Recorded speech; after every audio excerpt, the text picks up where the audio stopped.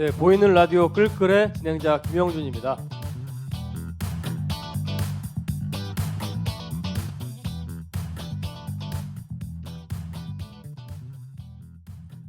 예, 보이는 라디오 끌끌 총선 기간 총선 특집으로 기후운동 X 총선이라고 하는 제목으로 저희가 한 편 진행될 예정입니다. 예, 저는 그 기후위기 비상행동 운영위원으로 활동하고 있고요. 지금 끌끌의 운영자로 지금 진행자로 하고 있고, 그다음 저기 지금 보이진 않지만 문형님께서도 끌끌의 운영자로 여러 지금 음향 기기에 둘러싸여서 지금 방송을 함께 지금 준비해주고 계십니다. 저희 방송 간단하게 소개드리면 기후 운동의 좀 공론장을 만들어 보자라고 하는 취지로 저희가 하고 있고요. 끌끌이란 이름은 끓는 지구에서 시민들의 땡땡을 끌어올리자라고 하는 이름입니다. 뭐 분노가 될 수도 있고 열망, 희망이 될 수도 있는데 그런 의미로 끌끌이라고 제목을 잡았고요.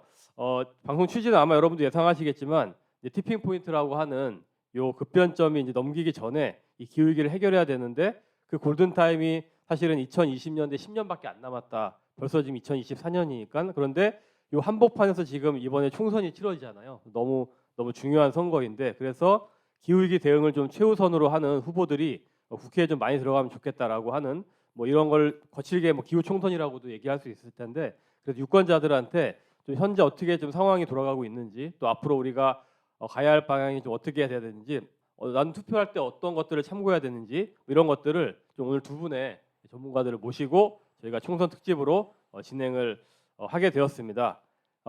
이 방송은 그 서대문 공동체 라디오에서 지금 진행하고 있는데요. 여기에 금요일 저녁 6시에 송출이 될 예정이고, 또 굉장히 소중한 지역 방송입니다. 이런 지역 방송이 거의 없기 때문에 여러분들이 많이 시청해 주시면 좋을 것 같고, 또 영상으로 해서 유튜브 채널에 서대문 공동체 라디오도 올라가고, 또 저희 끌끌의 또 채널에 올라갈 질문별로 잘라서 올라갈 예정입니다. 예, 두 분의 출연자를 소개를 드리겠습니다. 저희 방송의 이 모토 중에 컨셉 중에 하나가 서론 짧게 하고 본론을 길게 가는 방송이기 때문에 최대한 서론이 길어지고 있지만 짧게 소개드리겠습니다. 선철님은 독립연구자로, 그리고 에너지 노동 사회 네트워크, 줄여서 에노사라고도 하더라고요. 정책위원으로 활동하고 계시고, 또 이제 기후위기 비상행동 정치 특위에서 위원으로도 함께하고 계시고, 또 녹색당 기후정의위원회에서도 활동하셨고, 지금은 또 이따 소개드리겠지만 녹색 정치를 만들어가는 당원들 맞나요? 녹색 정치의 시간을 만들어가는 녹색 시간을, 당원들. 만들어가는 녹색 당원들 당원으로도 활동하고 계십니다. 사회학 공부를 또 하신 걸로 알고 있고요. 이현정님은 일단 녹색 정치랩 그래 소장님으로 또 활동하고 계시고, 또 전 정의당 또 부대표이시기도 하고, 또 전 기후위기 미세먼지 특별위원장 정의당 하셨었고, 또 생태에너지 본부장도 하셨었습니다. 그리고 기후정의 동맹에서 집행위원으로도 활동하셨었고, 아마 선철님도 기후정의 동맹의 집행위원으로 활동하셨던 걸로 알고 있습니다. 그래서 도시계획학으로 또 이렇게 공부를 하셨던 걸로 알고 있고, 이따가 또 좀 저희가 소개를 드릴 수 있을 것 같습니다. 오늘 주제는 이 기후운동 맥락에서 봤을 때의 이 기후 정치와 정당이라고 하는 큰 주제를 가지고 총선 관련돼서 이야기를 좀 나눠보도록 하겠습니다. 토론을 짧게 하겠다고 너무 길어졌는데, 저희 3편에서는 일단 정당에서 좀 기후 정치의 좀 성과와 한계들을 돌아보고, 또 기후 위기 극복을 위해서 좀 민주당이 우리가 좀 표를 몰아줘야 되는 거 아니냐, 이러한 전략에 대한 얘기들이 좀 많이 있습니다. 이런 것들 살펴보고, 또 정당들 간의 좀 연합에 대해서 좀 다뤄보고, 또 기후 운동 측면에서 좀 그 중에 의미 있는 정당들에 대한 이야기들을 좀 흐름들을 좀 다뤄보도록 하겠습니다. 바로 좀 질문 드리겠는데요. 첫 번째 질문은 정당 활동의 좀 경험에서 봤을 때 현정님께 먼저 드리려고 해요. 질문을. 기후 정치의 좀 성과와 한계라고 한다면 어떤 게 있을지 말씀해 주시면 좋을 것 같은데, 이게 좀 너무 추상적인 얘기니까 제가 구체적으로 좀 말씀드린다면, 어쨌든 정의당이 소수 정당일 수밖에 없어서 이 소수 정당의 좀 성공 전략이라고 해야 될까요? 기후 정치를 잘 해내기 위한 이런 거는 좀 어떻게 생각할 수 있을지 한번 말씀해 주시면 좋을 것 같습니다. 일단 성과와 한계가 질문인데, 네. 사실 성과보다는 한계가 먼저 너무나 이렇게 주마등처럼 지나가는 것 같아서 안타까운 마음이 좀 큰데요. 그럼에도 불구하고 제가 뭐 이제 원내 정당으로서 정의당에서 해왔었던 나름 의미 있는 일들을 꼽아보자면 이제 국회에서 기후위기 대응 특별결의안을 만들거나 할 때 그 안에서 그래도 좀 의미 있는 목소리를 내려고 노력했던 게 정의당밖에 없지 않았었나라는 얘기를 드릴 수 있을 것 같아요. 그러니까 문제는 이제 결과적으로는 그게 반영이 되지 않았는데 이를테면 NDC 2030년 감축 목표를 구체적인 수치를 넣어야 된다라고 유일하게 주장을 했었던 게 이제 정의당의 강은미 의원이 참여를 하면서 이야기를 했었고 나머지 이제 두 거대 정당은 모두 다 2050년 탄소 중립에는 동의하지만 2030년 목표는 구체적인 숫자를 넣는 것에 반대를 했었어요. 왜냐하면 사실은 당장 눈앞이고 지키기가 어렵다라고 생각을 했기 때문에 사실은 그거 자체가 보여주는 바가 굉장히 큰 거죠. 당장 어떤 기후 위기를 막기 위해 구체적으로 해야 되는 것들을 당장 할 의지가 별로 없음을 좀 보여주는 일이었다라고 생각이 되고요. 그 와중에 그래도 강화된 목표를 2030년 목표를 45% 이상의 목표를 명기해야 된다라고 이야기를 했던 정당이 정의당이었었던 것 같아요. 그리고 시민들이 또 이렇게 5만 명의 청원을 넣었었던 삼척 석탄화력 발전소 건설 중단에 관한 법이나 이런 거를 발의를 했던 것도 정의당이 노력을 했었고요. 이런 여러 가지 좀 두 거대 정당이 여러 가지 이유로 하지 못했었던 것들에 대해서 목소리를 냈었던 것들이 어떻게 보면은 이제 기후 운동과 연결이 되어서 그나마 이렇게 작은 성과였다라고 이야기를 드릴 수 있을 것 같습니다. 그러니까 당내 기구를 만들고 그 다음에 아무도 이야기하지 않았던 2030 네. 감축 목표에 대한 최소한 국제 기준 이상의 것들을 해야 된다라고 네. 하는 그러한 목소리들을 냈었고 뭐 석탄 관련된 법들을 또 이야기했었던 것들 네. 성과라고 볼 수 있을 것 같고 한계를 아까 또 굉장히 많이 생각한다고 하셨는데 그러면 한계도 조금 몇 개 중요한 걸 좀 짚어주신다면. 그러니까 뭐 그 두 가지 말고 또 한 가지 조금 얘기를 드릴 수 있는 건 정의로운 전환법 관련해서 정의로운 전환. 또 이은주 의원이 이 소위에서 법안 소위에서도 한노위의 법안 소위에서도 노동자 당사자들의 목소리가 들어가야 된다라는 것을 강하게 이렇게 요구를 하면서 좀 계속 요구를 했었어요. 근데 그러니까 방금 얘기 드린 이 세 가지 모두 다 공통점은 그런 목소리가 전혀 없을 뻔했던 국회에서 소수 정당이 좀 더 급진적이고 기후 정의의 관점에 맞는 주장들을 했다라는 게 성과라면 똑같은 한계는 그것을 관철시키지 못했다라는 게 명확한 한계인 것 같아요. 그게 그런데 단순히 뭔가 이 숫자가 적었기 때문이냐?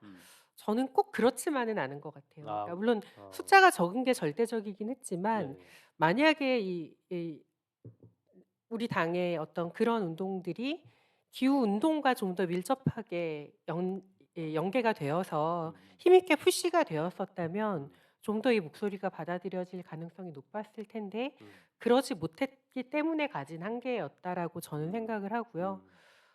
그런 것들이 이제 앞으로 그러니까 이 이후에 우리가 얘기해 나가는 과정에서 좀 더 해나가야 되는 일이라고 얘기를 드릴 수 있을 것 같습니다. 예.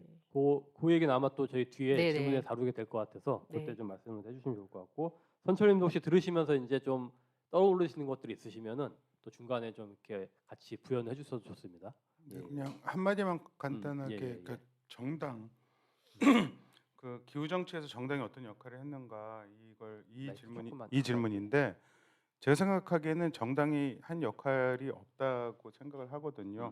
근데 국민의힘도 그렇고 민주당도 그렇고 다 기후 정책은 있어요. 그리고 그 이유는 파리 협약 거기 이제 조인을 했기 때문에 뭐 2030 NDC 온실가스 감축 계획을 내야 되고 2050년까지 탄소 중립해야 되고 이게 국제사회에서 안 하면 안 되는 숙제가 돼버렸기 때문에 안 할 수가 없거든요. 그래서 이 하기 싫은 거 억지로 이렇게 막 하고 있는 상황에서 이제 법안들이 나오고 이러는 거지 실제로 이것이 어떤 정당에서 기후 정치를 받아 안았기 때문에 한 것이다라고 보기는 저는 어렵다는 생각을 해요. 그래서 이 부분을 먼저 좀 짚어보고 싶었습니다. 예, 그것도 중요한 지적이신 것 같습니다. 마이크를 조금 이쪽으로 아예 돌려주셔도 좋을 것 같아요. 어차피 저를 보고 보고 하셔야 되니까 요렇게 반대로 이렇게 돌려주시면은 좋습니다. 감사합니다. 그러면은 이제 아까 제가 소수 정당의 성공 전략을 말씀하셨는데 요거는 어쨌든 기후 운동과 좀 함께하지 못한 부분들, 반대로 하면 기후 운동 함께 가야 됐던 부분이기 때문에 이 부분은 제가 좀 이따 질문이 있어서 또 한번 살펴보도록 하고, 이게 궁금하더라고요. 만약 그러면은 뭐 비슷할 수도 있는데 다시 21대 국회 초기로 돌아간다고 했을 때, 이번엔 현정님이 이제 만약 의원이다라고 한다면 어떻게 했을 것 같으세요? 일단 해야 되는 일이 명확하게 몇 가지가 있는데, 그러니까 방금 얘기 드린 그런 정당과 어떤 기후 운동과의 관계에 대해서 이따가도 얘기가 나오겠지만, 저는 좀 그게 단순히 정당만의 문제는 아닌 것 같아요. 그러니까 상호 관계의 문제인 것 같고, 제가 이제 정의당에서도 이제 기후 운동이나 뭐 민주노총이나 이렇게 같이 법안과 관련해서 논의를 하면서 가장 답답했던 게 뭐였냐면, 이게 이 진보 정치 전반이나 아니면 정당과 이런 논의를 하는 게 아니라 의원실 하나와 논의를 해요. 예. 그러니까 개별 의원들하고 네네네. 저는 근데 그런 방식이 되면 이게 기후 운동과 전체적인 어떤 연관성을 그러니까 연대를 만들어내기도 어렵고, 그냥 개별 의원과 이 운동의 어떤 특정한 포인트를 가지고 이거 하나를 뭔가 하는 것에 그치는 것이지, 이게 정말로 운동과 기후 정치가 유기적으로 연계가 되어서 뭔가를 만들어 나가는 과정이 되기가 어렵다라는 걸 굉장히 많이 느꼈거든요. 그러니까 근데 그렇게 되는 이유 중에 하나는, 이를테면 운동 쪽이나 뭐 민주노총에서도 그렇게 하는 것밖에 여태까지 안 해본 거예요. 의원실하고 1대1로 이 법안에 대해서 뭘 해달라. 그러니까 정당의 입장으로 요구한 게 아니라 네. 의원 개별 의원한테 법안을 가지고. 그쵸. 구체적으로 그렇게 하는 거고, 의원실에서도 어떠냐면 시민사회의 요구사항을 약간 민원 처리하듯이 받아들이게 되는, 그러니까 저는 그 관계가 제일 큰 문제라고 생각이 됐어요. 그래서 저는 만약에 그러니까 얘기하신 것처럼 21대 국회로 돌아가서 제가 의원이라면 그 어떤 의원 한 명의 차원이 아니라 당 차원에서 이 문제를 어떻게 다룰 것인가, 그리고 하나의 당이 아니라 진보 정치 전반과 이 시민사회 운동이 어떤 방식으로 관계를 맺을 것인가, 그런 연대체를 어떻게 만들 것인가라는 걸 만들어 가는데 가장 좀 크게, 그러니까 처음부터 좀 공을 들여야 된다라고 생각을 하고요.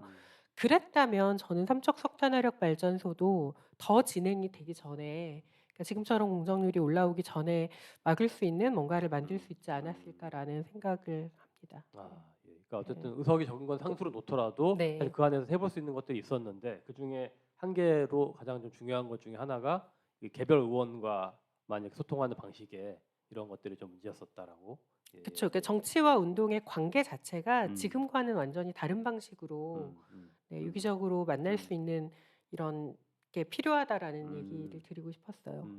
제가 또 하나 궁금했던 게, 어쨌든 이 좀 일반인들은 아마 모를 수 있고 기후 활동가들도 아마 국회에 계속 있지는 않으니까 모를 것 같은데, 그래도 좀 21대 국회에서 국회 활동이나 정당 활동 중에서 잘 알려지지 않았지만 또 눈에 띄는 활동 또는 눈에 띄는 정치인 이런 분들이 있었다면 혹시 좀 기억나는 게 있으실까요? 아까 얘기 드린 정도인 것 같아요. 제가 예. 근데 이제 오히려 그 얘기는 했으니까, 그러니까 뭐 정의로운 전환법이나 뭐 탈석탄법이나 아니면 뭐 이 특별 결의안이나 이런 거 관련해선 이야기를 드렸으니까, 오히려 좀 그렇게 되기를 기대했는데 잘 되지 않았던 부분에 대해서 좀 몇 가지를 얘기를 드리자면, 그러니까 이 뭐 재생에너지와 관련된 부분이나 이런 어떤 흔히 이 시민환경운동 쪽에서 성장해서 국회의원이 되신 분들도 계셨고, 뭐 이랬을 때 그분들이 사실 4년 동안 어 얼마나 진짜 뭔가 이 기후 시민들이 바라던 것을 국회 안에서 이뤄냈는지에 대한 저는 좀 평가가 필요하다라는 얘기를 드리고 싶었어요. 예. 그러니까 그래서 오히려 그런 분명히 기대하는 바가 있었잖아요. 우리가 맞아요. 아는 맞아요. 예, 이쪽에서 활동하시던 분들이 들어간 네. 분들이 예, 있었으니까. 예. 근데 사실 그런 활동이 얼마나 있었는가, 제대로 우리의 바람이 반영이 되었는가에 대한 평가를 좀 해볼 필요가 있지 않을까라는 얘기로 네, 예, 좀 예. 오히려 돌려드리고 아, 싶습니다. 예. 지난 네. 시간에 다루긴 했었는데, 네네. 예. 혹시 선철님 뭐 관련돼서 조금 부연해 주실 게 있다면은. 그 현정님께서 네. 말씀해주신 그런 한계들 어떤 민원 창구처럼 의원 하나에 가는 거는 저는 사실이라고 생각해요. 예.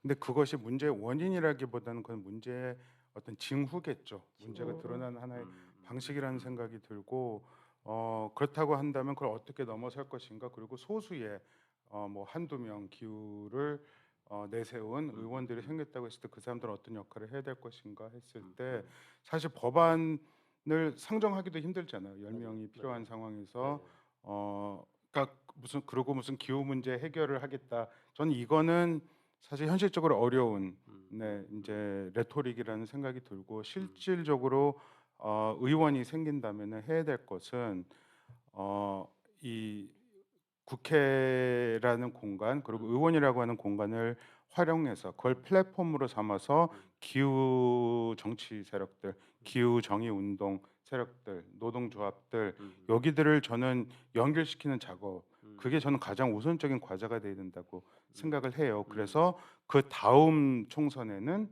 조금 더 많은 더 어떤 기반을 가지고서, 그리고 그 4년 기간 동안에 뭔가 연대의 경험, 공동 활동의 경험, 그런 신뢰가를 축적하면서 이걸 좀 키워나가는, 그러다 보면 이제 S자 곡선으로 이렇게 뭔가 이게 쫙 펼쳐나갈 때가 있지 않을까.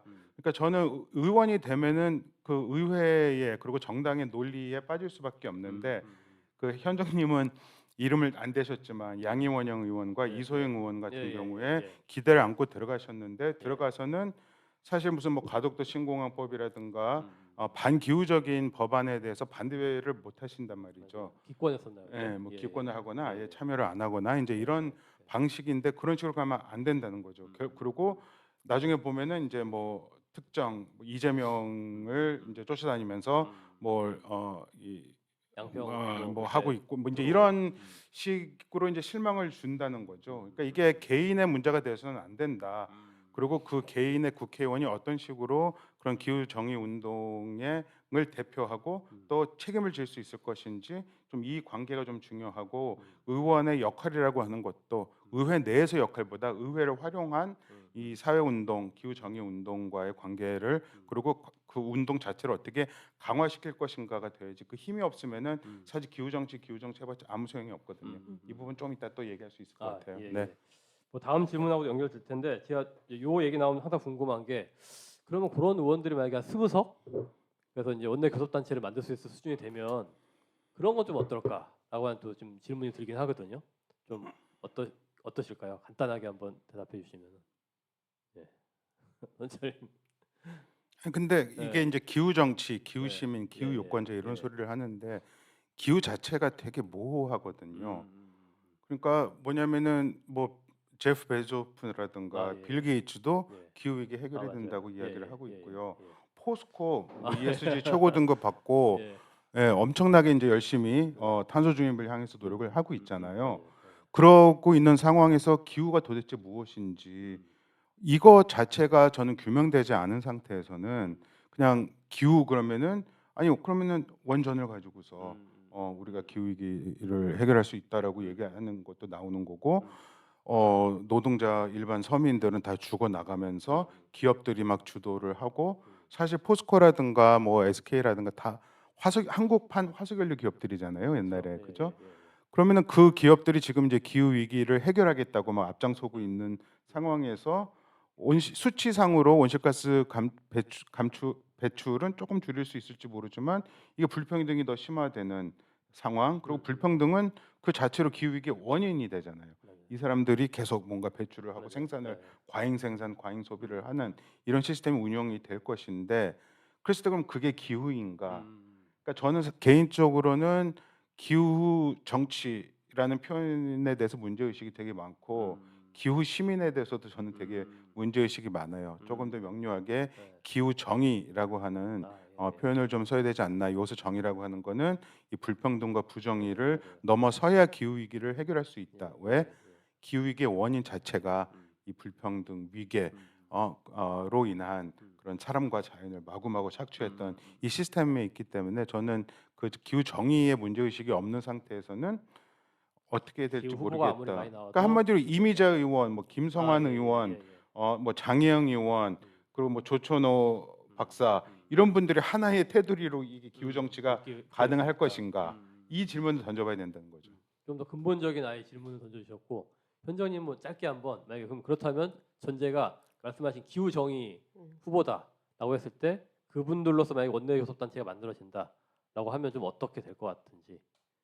그러니까 좀 더 해볼 수 있는 음. 영역이 넓어지기는 하겠죠. 음, 근데 저도 이제 선철님의 이야기와 조금 더 음, 비슷한데 결론적으로는 어 그러니까 지금 뭐 이를테면 설문조사 결과 많은 사람들이 기후를 걱정하고 있고 그거에 따라서 투표할 의향이 있다 뭐 이런 맞아요. 예, 예. 것들이 막 나오는데 예.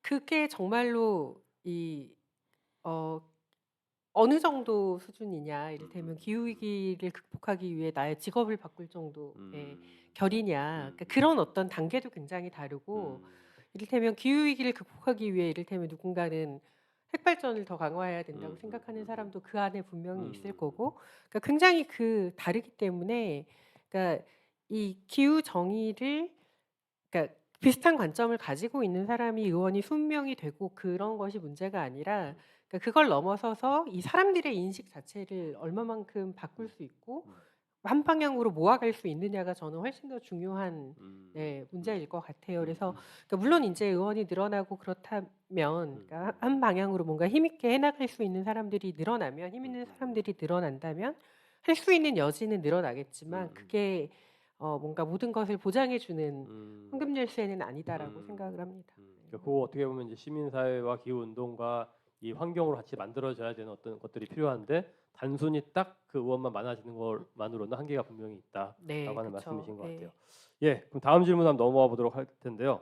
두 번째 질문은 기후 문제 해결을 위해서 민주당을 좀 지지하는 전략 뭐 이런 것들이 사실은 지금 좀 많이 얘기가 되고 특히나 민주 진보 개혁 선거 대연합 말도 되게 길고 어려운데 예, 요것들이 진행이 되고 있어요. 그러니까 아마 시민사회를 계속 지지해 왔던 소위 말하는 좀 진보적인 의식을 가진 시민들도 아마도 저는 기후 이슈를 구체적으로 모르신다면 사실 대부분 아마 지지를 많이 하실 것 같거든요. 특히나 이렇게 윤석열 정부에 대한 정권 심판론이 아주 강한 이런 시기에는 특히 지지를 많이 받을 것 같은데 요거에 대해서는 좀 두 분 어떻게 생각하시는지 선철님부터 좀 말씀해 주시면 좋을 것 같습니다.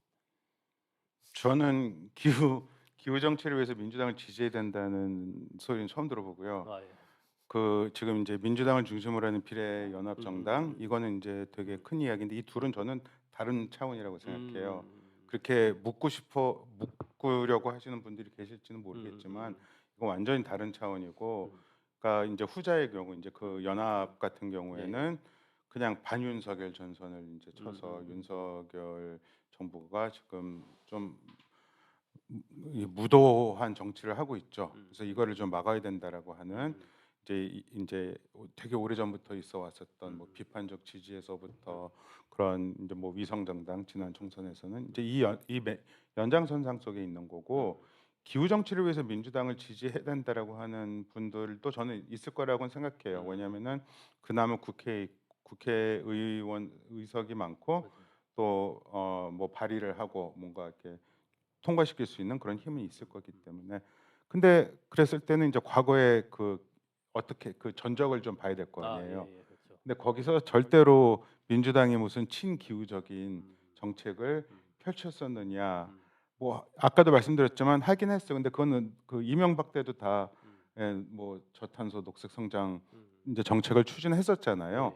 근데 그렇다고 해서 뭐 실질적인 변화가 있었느냐, 이건 또 다른 문제인 것이고, 저는 민주당이 조금 더 티는 내요. 우리도 기후를 걱정한다라고 하는 거를 국민의힘보다는 티를 내지만, 그렇다고 해서 그들이 기후를 걱정하는 시민들, 유권자들에게 신뢰를 줬는가?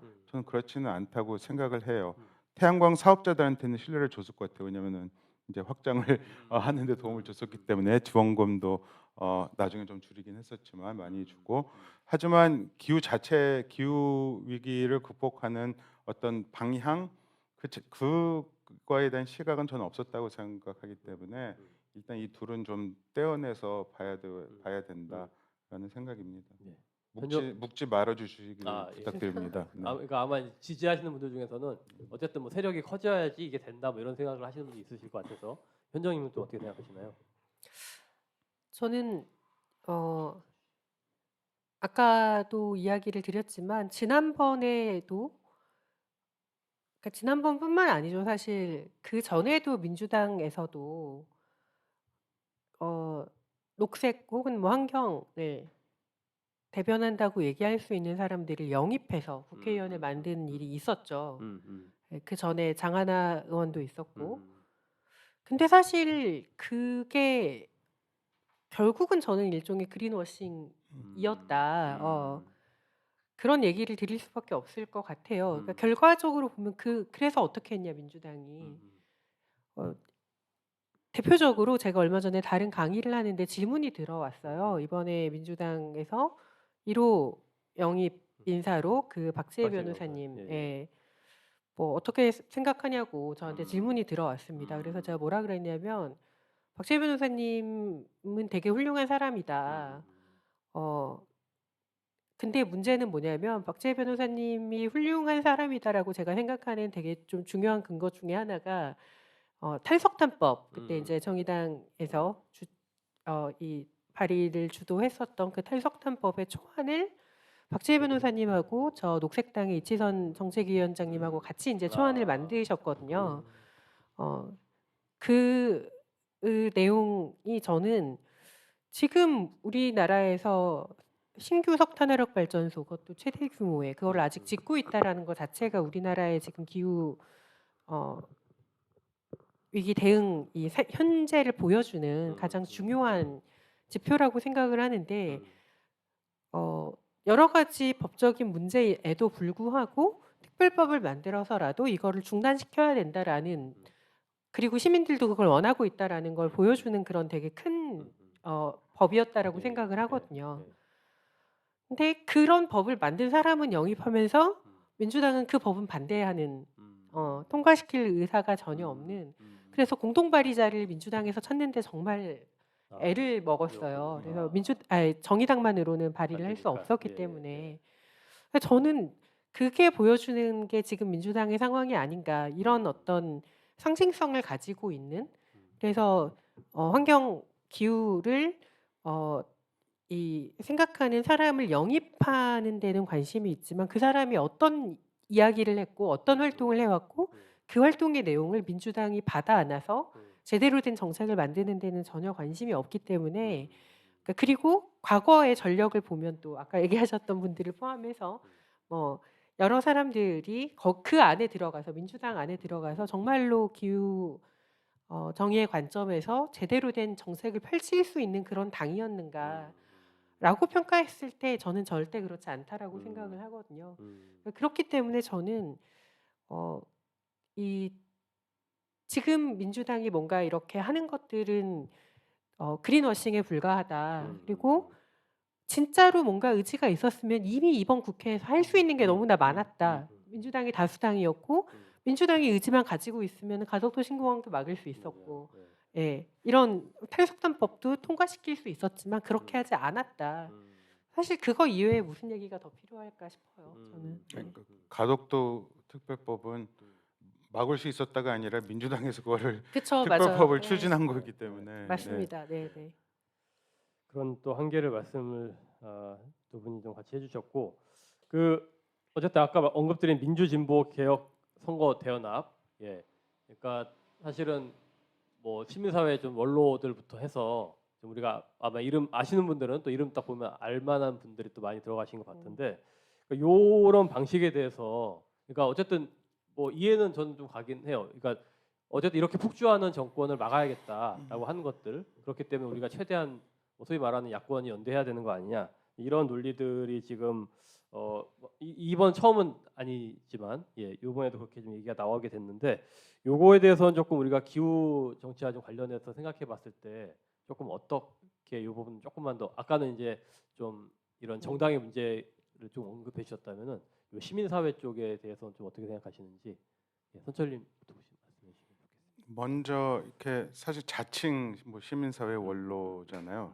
언론에서 이렇게 받아 쓰고 근데 도대체 이제 시민사회가 또 무엇인가? 아, 되게 네. 스펙트럼도 넓고 아, 예, 예, 예. 그런데 예, 예. 이제 스스로 우리가 시민사회의 원로다라고 하면은 그러니까 저도 뭐 시민사회에 속해 있을 텐데 저는 원로라고 생각을 안 하는 분들도 많고 예, 그러니까 저는 이제 이런 식의 정치가 되게 문제라는 생각이 들어요. 실제로 만약에 어떤 요구를 시민사회에 요구를 낼 거라고 한다면은 시민사회 내에 어떤 연석회의를 만든다든지 해서 논의를 통해 가지고서 어떤 방침이라든가 최소한 최소치라도 그걸 만들어내고 요구를 할 수가 있어야 되는데 지금 진행되고 있는 방식은 몇몇 사람이 사실 되게 소수의 사람이 동을 뜨고 사람들 연명 받아가지고서 이 별로 마음 내켜 하지 않는 당들 압박을 하고 네. 이걸 이제 분위기를 만들어내는 이제 이런 식의 기획인데 저는 이거가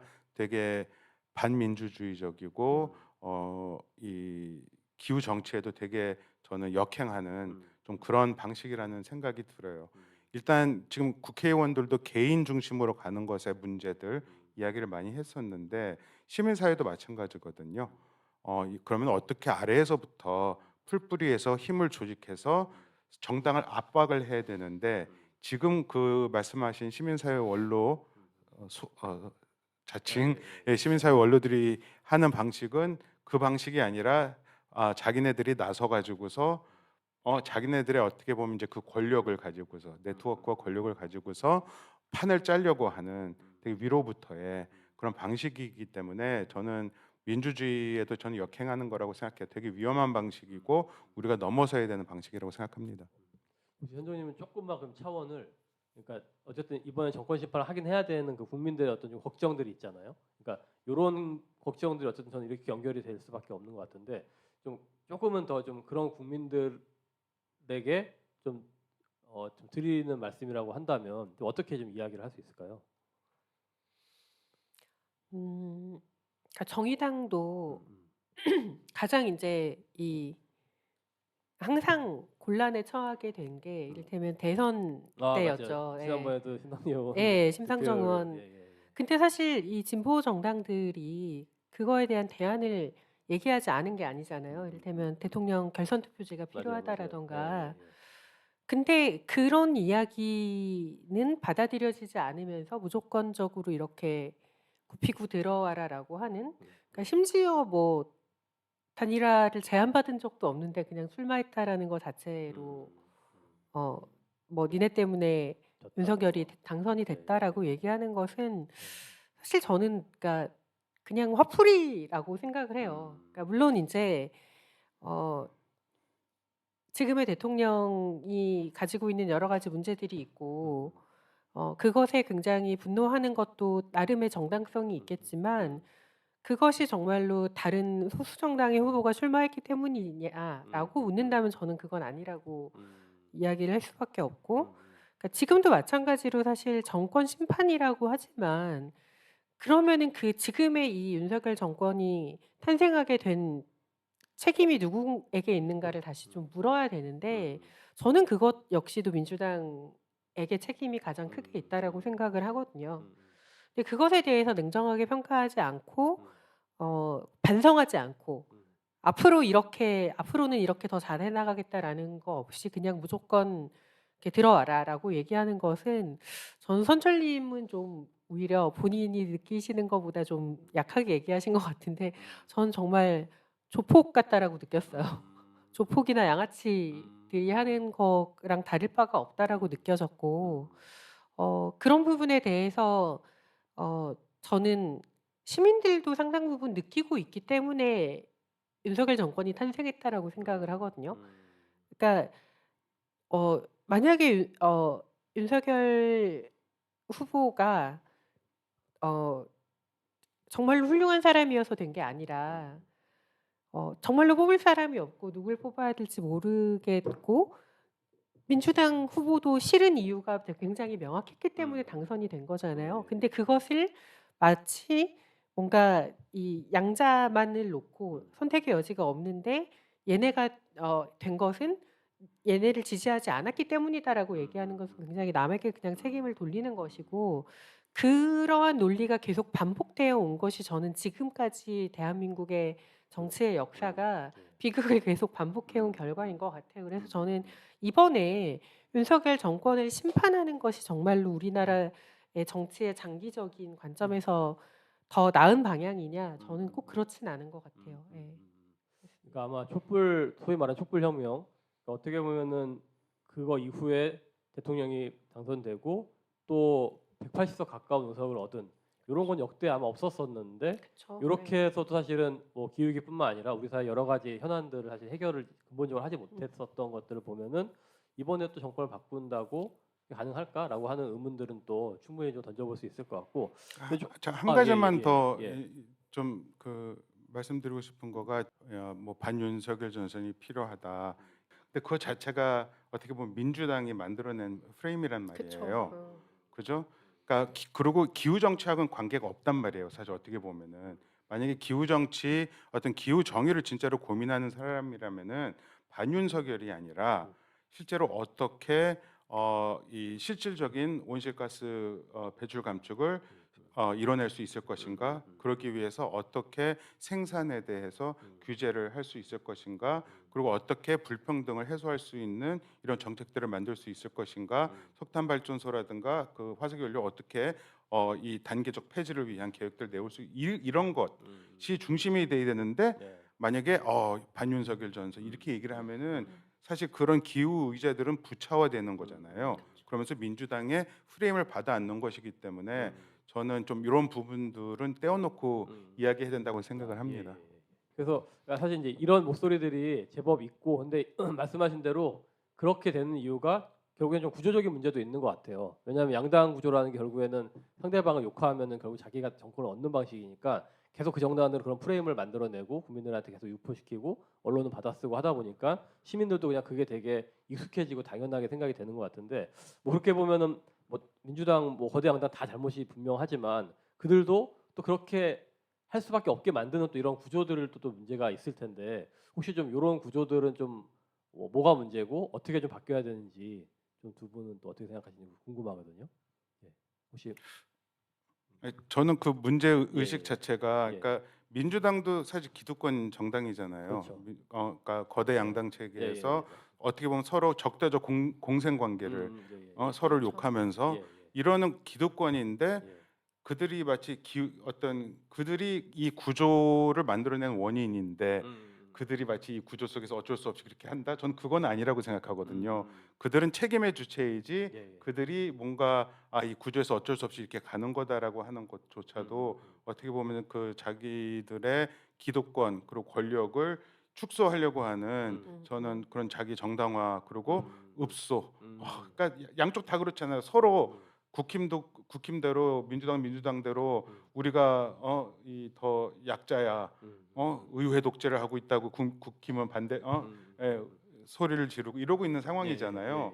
그런 상황이기 때문에 사실 이 시스템 자체가 그들이 만든 거고 그걸 통해서 득을 얻고 있는 건데, 그들이 구조 때문에 어쩔 수 없다라고 하는 건 저는 아니라고 생각해요. 그들은 이 시스템을 만들어낸 주범들이고 그렇기 때문에 이거를 우리가 얘기를 할 수 있어야지 알아요. 많은 이 시민들, 유권자들은 이제 양자택일을 선택을 강요받고 맞아요. 있고 예. 고민을 할 수밖에 없지만, 이것이 양자 선택의 고민이 되어서는 안 된다라고 하는 얘기를 우리가 더 많이 해야지.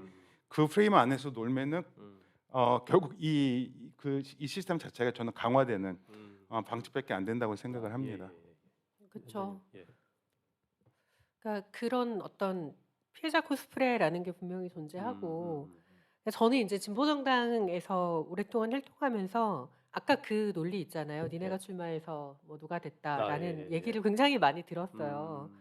그래서 사실 이제 뭐 이를테면 뭐 돌아가신 노회찬 전 대표님만 해도 이를테면 2010년 지방선거 때 그 서울시장 선거 때 그 얘기를 엄청나게 많이 들었었고, 그 당시 진보신당 게시판도 완전히 난리가 났었죠. 이렇게 많은 사람들이 와서 막 욕설과 막 이런 걸 남기고. 근데 저는 그건 결과적으로 이제 화풀이인 것 같고 반면 오히려 그 과정에서 저는 그런 얘기를 또 많이 들었어요. 아, 정말 이렇게 찍고 싶은 의사만 본다면 나는 노회찬 후보를 찍고 싶었는데 오세훈 후보가 될까봐 한명숙 후보를 찍었다라는 이야기도 많이 들었었거든요. 그러니까 오히려 양당 이 공고한 구조에서는 오히려 그 바깥으로 튀어나가지 못하게 하는 그런 이 구심력이 훨씬 더 강하지. 거기에 이제 이런 작은 진보 정당들이 뭔가를 이 거대 양당의 것을 뺏어갔다라고 얘기하는 것은 굉장히 환상에 가깝거든요. 근데 문제는 계속 그런 방식으로 프레임을 만들고 그 프레임에 이제 많은 사람들이 이제 말려들고 있는 거죠. 그래서 저는 그거는 우리가 이제 기본적으로 바꿔 나가야 되는 부분인데 이미 어느 정도는 이 사람들은 이미 그 둘 다가 이 대안은 아니다라는 건 인식은 하고 있는 것 같아요. 왜냐하면은 그러니까 투표율이나 이런 것들을 보면 이 재작년 지방선거에서 투표율이 가장 낮았어요. 거의 역대 최저였어요. 근데 그 전에는 지방선거 투표율이 계속 올라갔었어요. 50%대에서 60%대까지 이렇게 올라가다가 재작년 지방선거 때 10%가 거의 뚝 떨어졌어요. 근데 그렇게 됐던 것 자체가 그 전에는 막 얘가 될까봐라도 얘를 찍어야 돼라는 그런 게 강했었다면 이제는 그 거대 양당 둘 다 찍고 싶은 마음이 별로 안 드는 거고 그냥 정치 혐오가 점점 더 커지는 정치 자체가 정치 자체가 우리가 별로 기댈 게 없어라고 하는 그러니까 그런 어떤 분위기가 더 많이 형성이 되고 있고 그렇다라는 것은 이 두 개의 거대 이렇게 정말 적대적인 공생을 하고 있는 이런 뻔한 정치가 아니라 다른 방식의 정치가 만약에 출현한다면 그 정치를 지지할 수 있는 사람들도 저는 잠재적으로 많이 존재한다라고 생각을 하거든요. 근데 문제는 지금 그 누구도 그런 것들을 만들어내고 있지 못한다라는 거고 저는 어떻게 보면 그런 의미에서 기후 정치라는 것이 그런 지금까지의 어떤 정치적인 문법 정치는 더러운 거고 자기들의 이익만을 위해서만 뭔가 모든 것을 하는 그런 것이 아니라 정말 우리 모두의 미래를 위해서 공공을 위해서 뭔가를 바꾸려고 하는 정치라는 게 가능하다라는 것을 아예 새로운 영역에서 보여줄 수 있는 게 기후 정치가 돼야 되지 않는가. 그러니까 그렇다면 정말 그것은 그러니까 뭐 심지어 지금 있는 진보 정당조차도 그러니까 지금까지와는 완전히 다른 방식으로 움직여야 되고 두 거대 양당하고는 같이 가기 어려운 정치가 될 수밖에 없지 않은가라는 얘기를 드리고 싶습니다. 예, 감사합니다. 그 한계에 대해서 좀 분명하게 두 분 다 말씀을 좀 해주신 것 같고요. 예, 세 번째 질문으로 좀 넘어가면 좋을 것 같은데 정당들 간의 연합들의 이제 움직임들이 이제 계속 있잖아요. 여기서 좀 어떻게 생각하시는지 두 분의 생각을 좀 듣고 싶은데 일단은 그 아마도 이제 이 연합으로는 지금 녹색정의당이라고 하는 녹색당과 정의당의 그 두 정당 연합이 좀 가장 그래도 어떻게 보면 지금까지 없었던 시도들이어서 아마 그런 것들이 좀 논란이 되기도 하고 주목을 받기도 하고 했었던 것 같은데 여기서 좀 두 분의 입장을 좀 듣고 싶은데 저는 좀 어쨌든 제가 대충 입장을 알고 있기 때문에 반대되는 입장으로 제가 의도적으로 네. 질문을 좀 드려보도록 할 텐데 일단은 뭐 총론적으로 녹색정의당의 이런 연합에 대해서 일단 어떻게 생각하시는지 일단 뭐 두 분 다 하실 말씀이 많겠지만 선생님부터 말씀해 주시면 좋을 것 같습니다. 뭐 주목을 많이 받았다고 하시는데 저는 녹색 정의당의 이제 선거 연합 정당이죠. 그러니까 합당 두 당이 합당한 게 아니라 녹색당은 아직 녹색당대로 있어요. 그러니까 선거 시기에만 이제 같이 캠프를 꾸렸다가 그다음에 끝나면 이제 다시 녹색당 쪽에서 그러니까 합류하신 분들은 다시 돌아가는 형태이기 때문에 그러니까 이제 선거 시기에 단기적인 어떤 그런 연합 형태인 거고 사실 이것보다 더 크게 이제 주목을 받고 있는 거는 어저께 이제 이낙연 쪽이 이제 그 파기를 선언했었던 이제 그 개혁신당이죠. 그게 저는 역사상 없었던 정말 이 전대미문의 전례 없는 저는 왜냐하면은 무슨 유호정 의원 정의당에서 나온 그 진보정당에서 탈당하신 분들과 국민의힘에서 탈당한 분들과 민주당에서 탈당한 분들과 완전 스펙트럼을 다 넘어서는 이제 이런 거였기 때문에 사실 그게 훨씬 더 주목을 많이 받고 있고 그런 거죠. 근데 이 부분은 사실 짧게 얘기할 수 있을 것 같은데 앞에 이제 다 이 거대 양당이 어떻게 이걸 이제 헤쳐먹나 이제 이런 얘기를 했었는데 이런 상황에서 그 안에서 뭔가 자기 정치적 입지가 줄어든다거나 자기 정치적 생명을 유지하기 힘든 경우에 그렇게 탈당을 해가지고서 뭐 다시 신당을 만든다든가 또 여기저기 세력을 규합하는 거는 사실 매번 선거 때마다 있었어요. 총선이면 총선, 대선이면 대선, 안철수도 그랬었던 거고 그 전에 이인재가 뭐 97년에 그랬었고 계속 있어왔던 거거든요. 그러니까 이거는 저는 뭐 전혀 새로운 건 아니라는 생각이 들어요. 문제는 이 지금의 이 시스템에서 이 거의 이제 뭐 전무 아니면 전부 이제 뭐 이런 식의 어떤 권력 다툼 그리고 위에서부터 각 정당마다도 정당 민주주의가 안 돼 있거든요. 그 위에서부터 공천권을 마음만 먹으면은 다 조정할 수 있고 지금도 국힘이든 민주당이든 다 이제 그런 방식으로 이제 가고 있는 상황이 있죠. 그래서 이 사단이 나고 있는 건데 이걸 어떻게 이제 넘어설 것인가의 문제. 그리고 또 하나는 이 뭐죠? 이제 만약에 결선 투표라도 있으면 사실 이렇게까지 뭐 선거 연합이라든가 이런 게 필요가 없겠죠. 그리고 이제 지금 대통령제에서 결선 투표 없는 대통령제에서 예 어떤 기형적인 정치가 왜곡되고 형해화되는 저는 그런 측면이 있다는 생각이 들어요. 녹색당하고 이제 정의당하고 선거연합정당을 만들었는데 그 방식도 사실 다 어디나 다 어떤 당내 민주주의를 이야기를 하죠. 이제 그거를 가장을 하지만 결국은 다 위에서 기획한 대로 이렇게 몰고 가는 이제 이런 분위기가 강했었고 저 같은 경우는 당 안에서 이제 이런 부분에 대해서 문제 제기를 한 측면은 있죠. 녹색 정의당 의 어떤 문제 의식은 저는 상대적으로 양당에 비해서는 훨씬 더 낫다고 생각을 해요. 하지만 그것이 이 결국은 거대 양당 시스템에서 거기에 편승하는 어떤 독자적으로 어떤 세력을 키운다기보다는 이 시스템이 편승하는 방식으로 갔기 때문에 저는 문제가 있다라는 생각이 듭니다. 일단, 네. 구체적인 건 조금 더 계속 네. 얘기해보면 좋을 것 같고 어쨌든 뭐 굳이 이제 그 두 정당을 말씀드리는 이유는 사실은 이제 기후 정치와 연관해서 봤을 때 그래도 지금까지 여러 공약 평가나 이런 것들이 어쨌든 기후 관련된 공약들이 제일 나은 정당이라고 하는 정당들의 어떤 연합이기 때문에 저희가 이제 굳이 이 방송에서 이제 언급을 좀 하고 있는 건데 현정님은 좀 어떻게 보셨나요? 뭐 저야 이제 이렇게 추진되는 과정에 대해서 저도 되게 문제의식이 많이 있었어요. 예. 일단 정의당 내에서 제가 당시 이제 부대표를 아직 맡고 있을 때 충분한 논의나 이런 거 없이 이제 당대표가 거의 단독으로 추진을 했었고 그 과정에 대한 문제의식이 굉장히 크게 있고 그리고 그게 낳은 부작용도 분명히 지금 이미 현재 진행형이다라고 생각을 해요. 그러니까 물론 이제 어떤 작은 진보 정당들이 힘을 합치고 그래야 된다라는 것에 대해서는 저는 굉장히 동의를 하는데 그 과정이 그렇다면 우리가 이를테면 뭐 그전에 인제 지방선거 때부터 뭔가를 같이 하자라는 논의가 있었어야 되고 최소한 강서 선거를 같이 치른다든가 그러니까 이런 어떤 그전에 여러 가지 논의들이 필요한데 어떤 내용적인 어떤 그리고 인제 뭐 기층에서부터 지역에서부터 만나고 이런 과정이 없이 이렇게 상층에서 그것도 뭐 사실 저도 대표단이었지만 모르고 있었으니까 네. 그런 한두 명의 사람들끼리 인제 논의를 하는 방식으로 논의가 됐었던 게 저는 굉장히 문제가 있었다라고 생각을 하는 편입니다.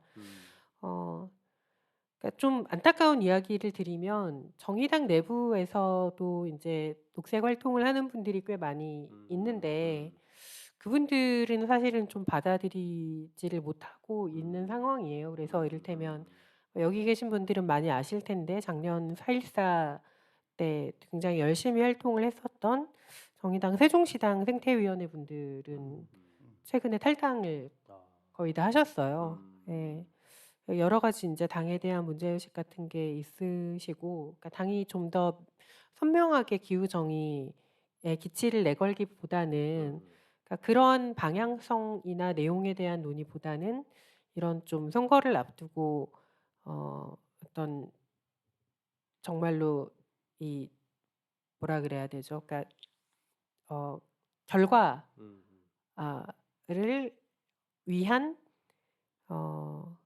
일종의 합종연행과 별로 음. 다르지 않느냐 우리 당이 하고 있는 것도 음. 좀 그런 평가를 하고 있는 분들도 당 안에서 있었어요. 음. 있었고 지금도 뭐 좀 문제의식이 있는 분들도 많이 있고 음. 좀 걱정이 많이 돼요 저는. 그래서 이게 1+1이 2 이상이 돼야 되는데 예. 그러니까 정치에 있어서는 예. 이게 1+1이 2가 아니라 그 이상이 되어야 되는데 오히려 네 이보다 훨씬 마이너스가 되고 있죠. 마이너스가 되는 건 아닐까 걱정이 되고 음. 그러니까 정말로 이게 가치의 연합이고 녹색당과 정의당이 만나서 우리가 정말로 기후 위기를 제대로 극복해 보겠다라고 하면 이런 방식으로 지금 진행이 되는 것은 저는 좀 문제가 많이 있다라고 평가를 하고 있습니다. 그러니까 개인적으로는. 여전히 끝난 건 아니고 여전히 지금 진행 중이고 네, 네. 일종의 이제 그 안에서 녹색 운동하셨던 분들은 어떻게 보면 이제 이렇게 녹색의 이미지를 얻는 방식으로 하는 것들이 오히려 본인들의 그 활동들이 굉장히 좀 소거되는 어떤 그런 것들에 대한 좀 뭐 불만이나 분노 같은 것들 뭐 이런 것들 때문에도 탈당하시는 그룹들도 생기시고 이런 네. 상황이신 거군요. 네.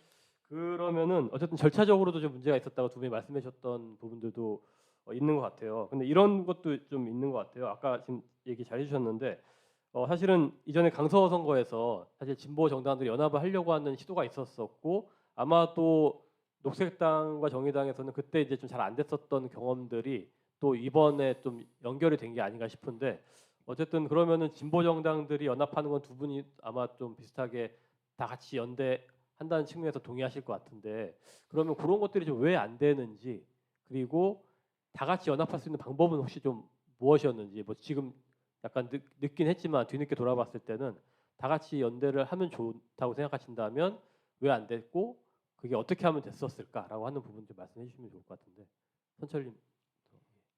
기본적으로 따로 놀아왔잖아요. 그러니까 다양한 무슨 뭐 연대체라든가 어떤 사건이 터지면은 뭐 세월호면 세월호, 이태원이면 이태원 이제 같이 연명하고 기자회견할 때 같이 와서 뭐 발언은 하지만 실제적으로 풀뿌리에서 이게 어떤 연대가 쌓이고 신뢰가 쌓이는 과정은 되게 부족했어요.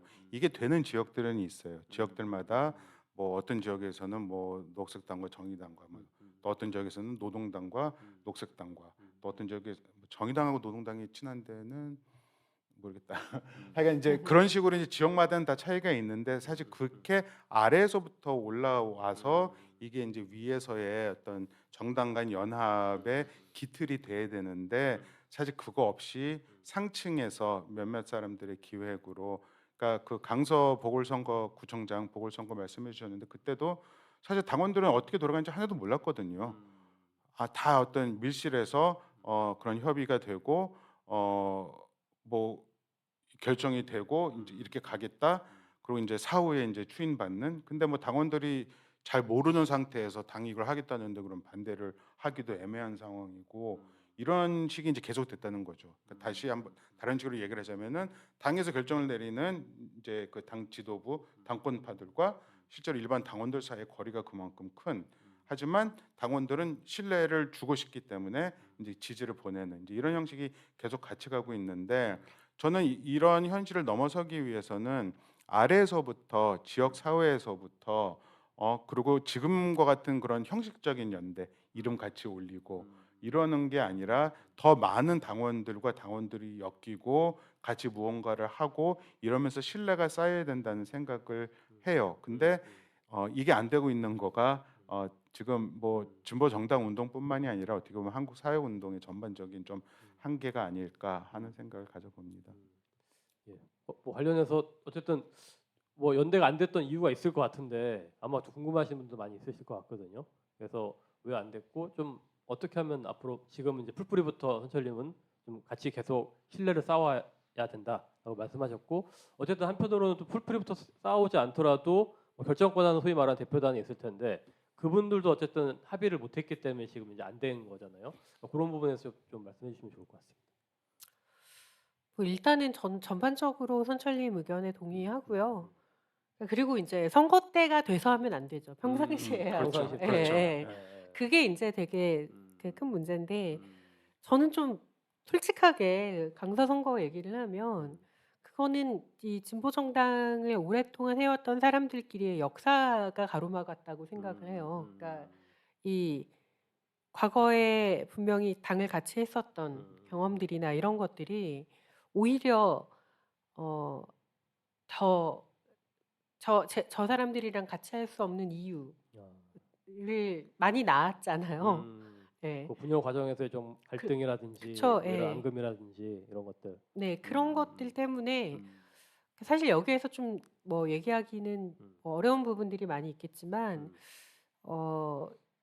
그런 과정들이 그러니까 그런 역사들이 오히려 이 진보 정당들 사이에서 뭔가 이 오히려 진보 정당이라는 공통점이나 지금 추구하는 가치의 공통점보다는 그 사람들이나 집단에 대한 불신, 그러니까 이런 것들을 더 크게 가지고 있고, 그러니까 그것이 이제 사실 강서 선거에서 이 가장 큰 장애물이었던 것 같아요. 예, 그러니까 예. 저는 그 안에서도 정의당 내부에서도 후보 단일화를 해야 된다고 가장 강하게 주장하는 입장 중에 한 명이었는데 그것이 잘 받아들여지지 않았던 이유는 기본적으로 그 어떤 다른 그룹에 대한 다른 정당에 대한 불신이 가장 크지 않았나 싶습니다. 예. 제가 지금 시간이 조금 부족해서 일단 이렇게 끊고 네. 이제 나머지 부분은 사편에서 얘기를 하도록 하겠습니다. 예, 두 분 감사합니다. 네. 네.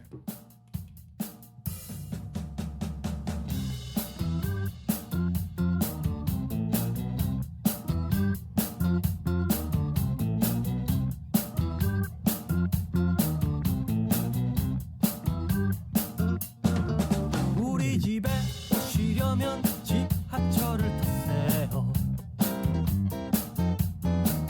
장하맹 7호선 사가정역이랍니다. 1번 출구 나와서 좌회전 한번 해요. 사거리에서 한번 우회전하면 됩니다.